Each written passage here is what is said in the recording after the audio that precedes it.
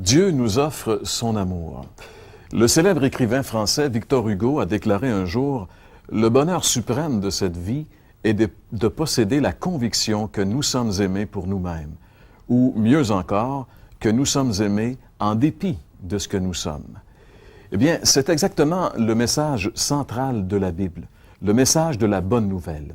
La plus belle vérité révélée par la Bible, c'est que Dieu nous aime.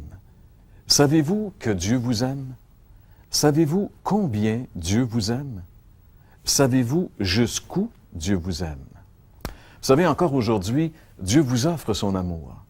Qu'allez-vous faire de cet amour? Oui, Dieu nous aime tellement qu'il a fait quelque chose d'ahurissant, de complètement stupéfiant, qui dépasse l'imagination humaine et que la Bible nous révèle, entre autres, dans le 3e chapitre de l'Évangile selon Jean et le verset 16. On peut lire ensemble ce verset qui est un peu le verset central qui résume tout le message de la Bible. « Dieu a tant aimé le monde qu'il a donné son Fils unique pour que tous ceux qui placent leur confiance en lui échappent à la perdition et qu'ils aient la vie éternelle. » La Bible est sans équivoque ici. L'auteur de ce si grand amour n'est nul autre que Dieu lui-même. La Bible nous révèle que la nature essentielle de Dieu, c'est l'amour. Lorsque, par exemple, dans la première lettre de Jean, il nous est dit que Dieu est amour. Notre salut prend donc sa source dans nulle autre chose que l'amour de Dieu. Comme Dieu est le tout-puissant créateur de l'univers, il ne peut pas aimer chichement. Son amour est directement proportionnel à sa personne. C'est pourquoi, quand la Bible parle de l'amour de Dieu, elle utilise cet adverbe, « tant ». Dieu a tant aimé. Le dictionnaire des mots français Petit Robert nous dit que « tant » est un adverbe de quantité qui marque l'intensité. Il indique une action portée à un très haut degré. Cette intensité de l'amour de Dieu est manifestée premièrement dans le fait que Dieu aime tout le monde. En réalité, la Bible dit que Dieu aime le monde entier. En général, l'amour humain se limite à quelques individus tout au plus. L'amour de Dieu, lui, est universel. Il aime tous les hommes, quelle que soit leur nationalité, leur couleur de peau, leur langue, leur rang social, leur âge, leur état moral. Du pire des vauriens au plus honorable citoyen, Dieu nous aime. Qui que nous soyons assurés d'une chose, Dieu nous aime. Qui que tu sois ce matin devant ton téléviseur, sache bien ceci, Dieu t'aime. L'intensité de l'amour de Dieu pour nous ne se voit pas seulement à son étendue universelle, mais aussi et surtout au prix de son action. Il a donné son Fils unique. Le véritable amour s'évalue au prix qu'on est prêt à payer pour l'être aimé. Quel prix Dieu a-t-il payé par amour pour vous et moi? Le prix unique de son Fils unique. La Bible dit que Dieu a payé le gros prix. En réalité, dans la première lettre qu'il écrit, l'apôtre Pierre dit ceci concernant justement le prix que Dieu a payé pour nous. Il dit « Vous avez été libérés de cette manière futile de vivre que vous ont transmise vos ancêtres, et vous savez à quel prix. Ce n'est pas par des biens qui se dévaluent comme l'argent et l'or.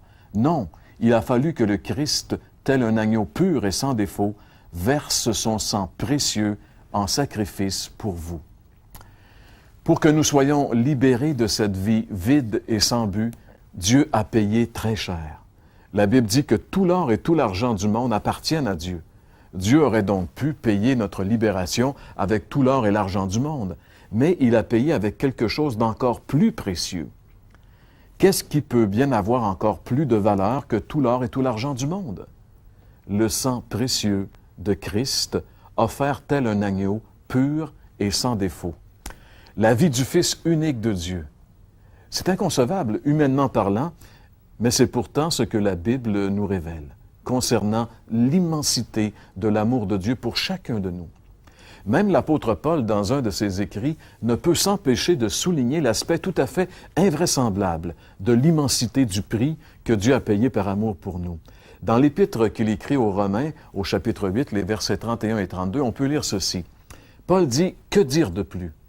Si Dieu est pour nous, qui se lèvera contre nous? Lui-même, lui qui n'a même pas épargné son propre Fils, mais l'a livré pour nous tous. » Nous tous qui sommes parents savons ce que ça veut dire épargner son enfant. Il est dans le cœur de tous les parents le désir d'épargner les difficultés à leurs enfants. Mais la Bible dit ici que par amour pour nous, Dieu le Père n'a pas épargné son Fils unique, mais l'a livré à l'horreur de la croix. Peut-on aimer plus que cela? Si on évalue l'amour au prix qu'on est prêt à payer pour l'être aimé, il est tout à fait évident que Dieu nous offre un amour sans équivalent. Dieu a tant aimé le monde qu'il a donné son Fils unique. Mais dans quel but, justement, Dieu nous a-t-il donné son Fils unique?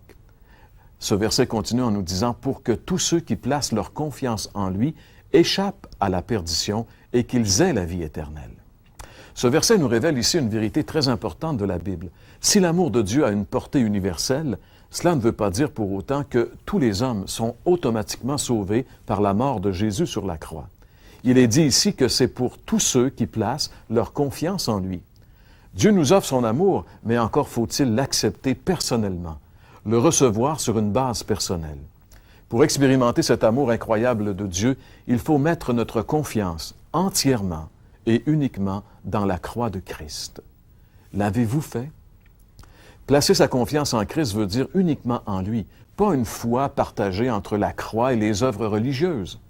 Beaucoup de gens se trompent à ce sujet en mélangeant la foi unique et les œuvres religieuses. C'est ou bien tout par Jésus, ou bien pas par Jésus du tout.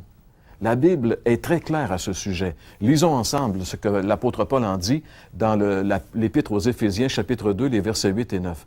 Il est dit « Car c'est par la grâce que vous êtes sauvés, par le moyen de la foi. Cela ne vient pas de vous, c'est un don de Dieu. Ce n'est pas le fruit d'œuvres que vous auriez accompli. Personne n'a donc raison de se vanter. » Placer sa confiance en Jésus veut donc dire s'appuyer uniquement et entièrement sur ce que Jésus a accompli en notre faveur à la croix. Les dernières paroles de Jésus quand il était sur la croix ont été « Tout est accompli ». Cela veut dire que tout ce qui devait être fait pour notre salut a été parfaitement et complètement accompli une fois pour toutes. Sur la croix du Calvaire, il y a 2000 ans, Jésus a été recouvert de tous mes péchés. Et là, sur cette croix, il a subi la colère de Dieu à ma place. Lui seul avait le pouvoir de payer pour nous, et il l'a fait. C'est ce que la Bible dit. Dans la première lettre de Pierre, lisons ensemble ce verset qui nous dit « Le Christ lui-même a souffert la mort pour les péchés une fois pour toutes. Lui, l'innocent, il est mort pour des coupables, afin de vous conduire à Dieu. » L'apôtre Pierre ici prend la peine de mentionner l'expression « une fois pour toutes », ce qui souligne l'aspect complet et définitif de l'œuvre de Christ à la croix, auquel nous n'avons ni ne pouvons rien ajouter. Alors donc, placer sa confiance veut donc dire reconnaître ce fait et s'appuyer sur cette œuvre unique. Voilà ce que veut dire placer sa confiance en Jésus. Et qu'arrive-t-il à tous ceux qui, de cette façon, placent leur confiance en Jésus? Eh bien, selon Jean 3,16, il est dit, deux choses arrivent. Ceux qui placent leur confiance en Jésus, premièrement, échappent à la perdition. Le mot français « perdition », c'est la traduction du mot qui, dans la langue originale du Nouveau Testament, signifie un état de destruction, un état de ruine, d'effondrement. La Bible dit qu'à cause de ces péchés, tout être humain est par nature sur la voie de la perdition. En Romains 3, 23, l'apôtre Paul déclare « Tous ont péché et sont privés de la glorieuse présence de Dieu. » Tous les hommes, sans exception, sont pécheurs, et cela les disqualifie automatiquement pour le ciel, la présence de Dieu, mais les qualifie aussi automatiquement pour l'enfer, qui est l'absence de Dieu, l'absence éternelle de Dieu. C'est pourquoi c'est terrible l'enfer. La Bible nous dit que l'enjeu est très grand parce qu'il s'agit non seulement de la vie présente qui sera complètement ruinée sans Christ, la vie sur la terre, mais aussi et surtout l'éternité loin de Dieu dans un état lamentable que la Bible appelle l'enfer. Mes amis, si Dieu nous a tant aimés qu'il a payé un prix si grand, c'est parce que l'enjeu est très sérieux. En réalité, c'est une question de vie ou de mort éternelle. Parce que Jésus a accepté de mourir à notre place sur la croix pour que nous échappions à la perdition, mais aussi pour que nous ayons la vie éternelle. C'est la deuxième chose qui arrive à celui ou celle qui met sa confiance en Jésus. Il est dit qu'il est la vie éternelle. En réalité, le verbe avoir ici, il est au présent. C'est le verbe avoir au présent car la possession de la vie éternelle est présente. Elle suit immédiatement la véritable confiance en Jésus. La vie éternelle, vous savez, c'est la vraie vie. Ce n'est pas qu'une durée de vie, c'est sûr, c'est une vie qui n'aura jamais de fin, mais c'est surtout une qualité de vie. C'est la vie véritable, c'est la vie de Dieu qui nous est transférée. C'est la possibilité d'avoir une relation avec le Dieu de l'univers, de vivre avec lui, de partager notre vie avec lui. L'existence humaine sans Dieu ressemble beaucoup plus à la mort qu'à la vie. C'est pas étonnant que de plus en plus de gens n'en peuvent plus de cette pitoyable existence et y mettent fin prématurément. Jésus a dit un jour qu'il était venu pour nous donner la vie et la vie avec abondance. Voilà ce que nous offre l'amour de Dieu, la vraie vie. La voulez-vous?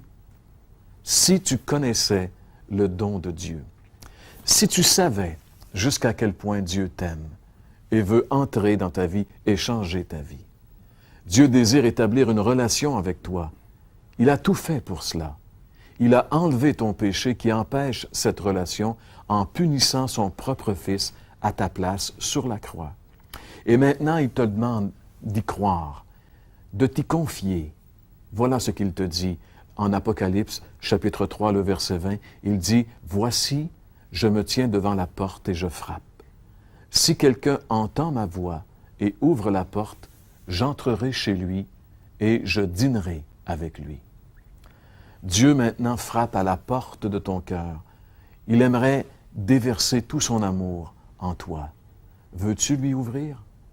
Encore aujourd'hui, maintenant, ce matin, Dieu t'offre son amour. Dieu a payé cher pour toi. Il n'a pas épargné son Fils unique. Ne refuse pas l'amour de Dieu. Ne dis pas non à Dieu. Dis-lui, oui Seigneur, je reconnais que tu m'as tellement aimé, que tu n'as pas épargné ton propre Fils sur cette croix pour moi. Seigneur, je t'ouvre maintenant la porte de mon cœur. Je te donne ma vie. Fais de moi ce que tu veux, car je sais maintenant que personne ne m'aime autant que toi.